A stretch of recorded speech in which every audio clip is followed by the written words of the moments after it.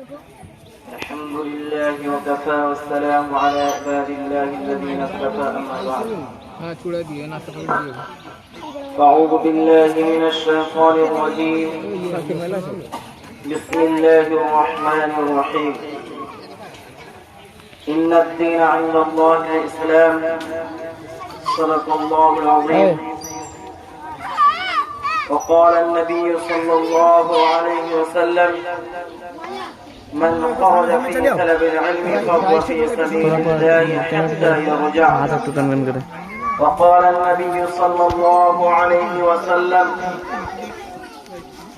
كل من عمل وعمل صالحا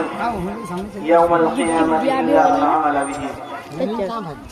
وقال النبي صلى الله عليه وسلم: محترم مکرم اور معزز اکرام سے گزارش ہے اللہ سبحانہ و تعالیٰ کا بہت بڑا احسان و کرم ہے اس سے بڑا ہے کہ اللہ نے ہمیں یہ مدرسہ دارالقرآن قصبہ غولا، یہ مدرسہ ہمارے اور آپ کے لیے ایک انعامی تحفہ ہے. ہمارے اکابرین حضرت مولانا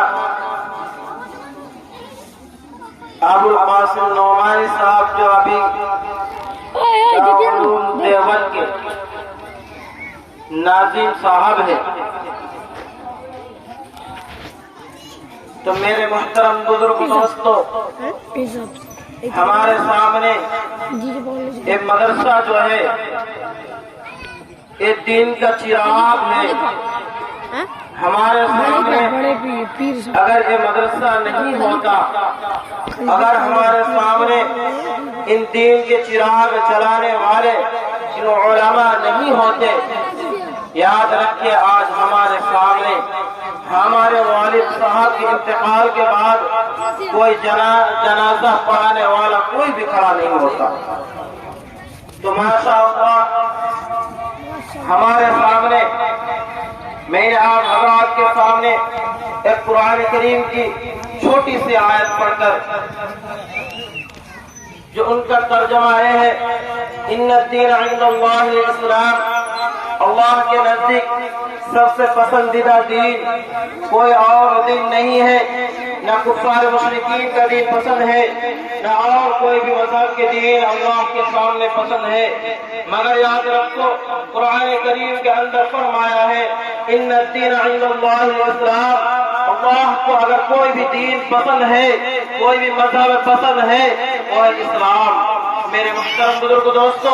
ہمیں اور آپ کو شکریہ ادا کرنا چاہیے کہ اللہ نے ہمیں اور آپ کو مذہب اسلام کے اندر پیدا کیا ہے. میرے محترم بزرگ دوستو، مذہب اسلام کے اندر پیدا ہونا اللہ کی ایک سب سے بڑی ہم سبوں کو نعمت دی ہے. اس نعمت سے ہمیں چاہیے اس طرح سے مذہب اسلام کے اندر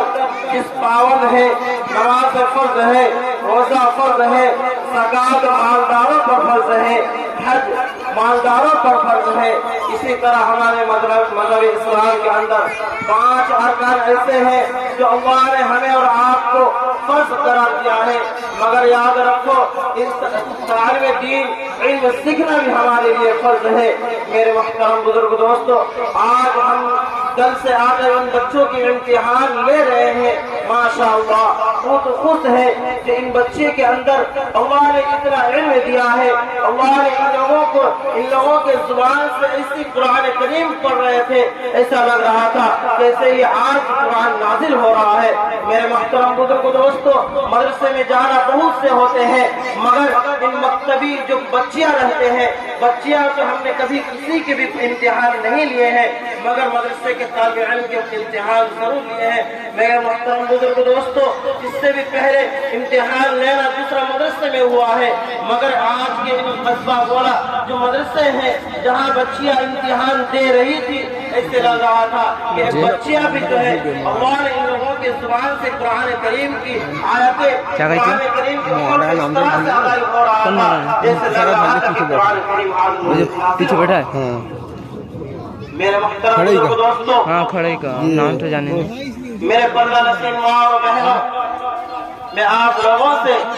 یہی درخواست کرتا ہوں آپ آخری نصیحت یہی سمجھتا ہوں کہ میرے ماں اور بہنوں اپنے بچوں کو قرآن کریم کی تعلیم دیا کرو اپنے بچوں کو قرآن کی روشنی میں اپنے بچوں کو رکھا کرو جب آپ کے بچے پیدا ہوتے ہیں سب سے پہلے آپ اپنے بچے کے ہاتھوں پر موبائل نہیں دے سکتے تھے سب سے پہلے آپ مولویوں کو بلا کر آپ کے بچے کے کانوں کے اندر یہ آزان دیتے تھے اللہ اکبر کا نعرہ لگاتے تھے اس کے بعد جو ہے پھر تکبیر کیا جاتا تھا میرے محترم بزرگ دوستو اس سے معلوم ہوتا ہے کہ جب تمہارے گھروں کے اندر تعلیم دین شروع ہوا ہے اللہ کے نام لے کر مگر جیسے جیسے بچہ بڑا ہونا شروع ہوتا ہے مگر ہم جو ہے ان کو رونے کی جگہ جب بچیاں روتے ہیں تو ہمیں ان کو جو ہے قرآن کریم کی آیت سنانے کی جگہ میں ہم قرآن کو بھلا بیٹھتے ہیں انہیں ہاتھ میں موبائل پکڑا دیتے ہیں اور پکڑ کر کہتے ہیں کہ بچیا تم موبائل لے لو اور لے کر رونا چپ ہو جائے میرے ماں اور بہنوں مجھے بتاؤ ان معصوم بچی جس کا عمر 2 سال 1.5 سال 1 سال کی عمر میں کیا ان کو سمجھ ہے کہ موبائل ان کے ہاتھوں میں اگر دے دیا جائے اگر موبائل کو استعمال کرنے کے لیے دے دیا جائے کیا میں اپنے بچے کو گمراہی کے راستے میں نہیں ڈھکل رہا ہوں میرے محترم بزرگ دوستو میرے پردہ رسول ماں اور بہنوں میں آپ سے یہی کہنا چاہ رہا ہوں کہ اپنے بچوں کو جب بھی روئے قرآن کریم کی تعلیم دیا کرو قرآن کریم پڑھ کر اپنے بچوں کو چپاؤ موبائل کی جگہ قرآن کریم سناؤ تاکہ تمہارے بچے آگے جا کر قرآن کریم کی تعلیم حاصل کر سکے آگے چل کر تمہیں دین کی رائے تمہیں جو ہے دین کے راستے پر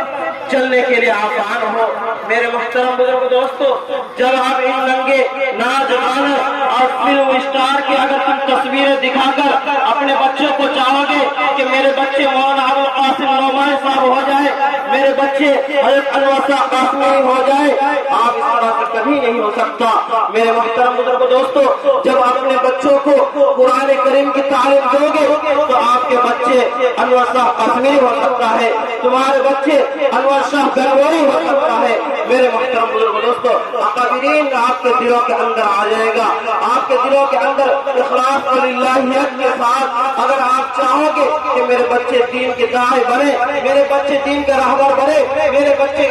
دنیا بھی کامیابی حاصل کرے اور آخرت میں کل قیامت کے دن اللہ کے سامنے کھڑے ہو کر ہمارے لیے اور آپ کے لیے سفارش بن جائے تو یہی ہمارے لیے کامیابی ہے میرے محترم بزرگ دوستو کل محشر کے دن امی جان اور ابو جان کو کھڑا کر دیا جائے گا اور اپنے بچوں کو بھی کھڑا کر دیا جائے گا اور بچے سے جب کہا جائے گا کہ چلے جاؤ تم جہنم کے راستے کی طرف تب کہیں گے بچے اے ابو جان اے امی جان میں اکیلا جہنم کے راستے میں نہیں چل سکتا اس لیے کہ تو نے مجھے دنیا کے اندر دنیاوی اعتبار کے اندر دنیا کی مشکلات میں ہمیں پھنسا کر دنیا کی لالچی دے کر دنیا کی مال و محبت دے کر دنیا کو ہمیں دنیا اپنایا ہے مگر آخرت کو تو نے مجھے بھلا دیا ہے اس لیے امی جان ابو جان چلیے میرے ساتھ میرا ہاتھ پکڑ کر آپ کو میں جہنم کے راستے میں ڈھکیل رہا ہوں میرے محترم بزرگ دوستو میرے پردہ سے ماں اور بہنوں اللہ نے ان کے بچے کی آواز سنتے ہی اپنے ماں اور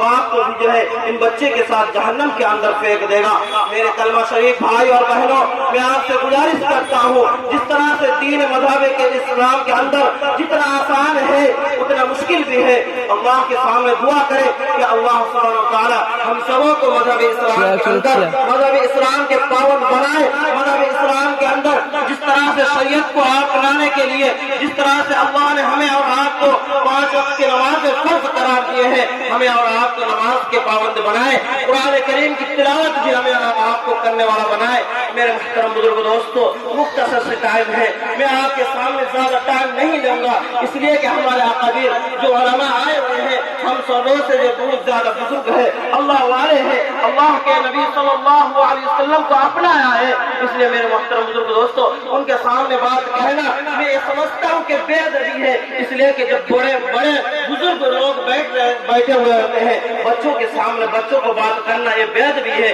اس لیے میرے محترم بزرگ دوستو میں آپ کے قصبہ گولا کے لوگوں سے گزارش کر رہا ہوں، اور جن کے ماں اور بہنیں اپنے بچوں کو اس مدرسے میں دیے ہیں، میں ان سے گزارش کر رہا ہوں کہ ان رمضان مہینے کے اندر جو 1 مہینہ 1.5 مہینہ آپ کے بچے چھٹی میں رہیں گے، ان کو روزانہ فجر کے نماز کے بعد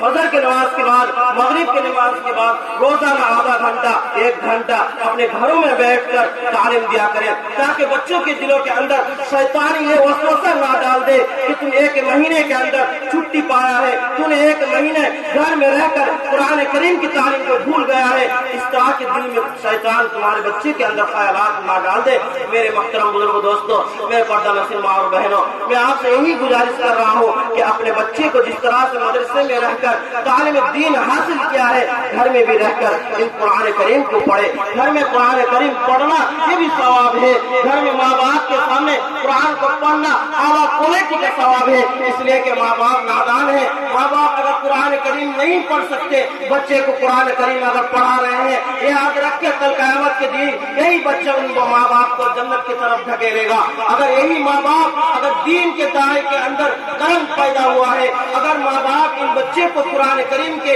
رشتے سے دور رکھا ہے، یاد رکھو یہی ماں باپ ان بچے کو جہنم میں پھینک دے گا، ان ماں باپ کو جہنم کے اندر پھینک دے گا۔ میرے محترم بزرگ دوستو، اللہ کے سامنے دعا کرے کہ ہمارے ماں باپ کو، ہمارے بہنوں، ہمارے معصوم بچوں کو قرآن کریم کی تعلیم دے، دنیاوی تعلیم دے اور آخرت بھی تعلیم دے، تاکہ دنیا بھی ہمارے سامنے سنور جائے اور آخرت بھی ہمارے سامنے سنور جائے۔ میرے محترم بزرگ دوستو، بس اتنی سی بات کہہ کر میں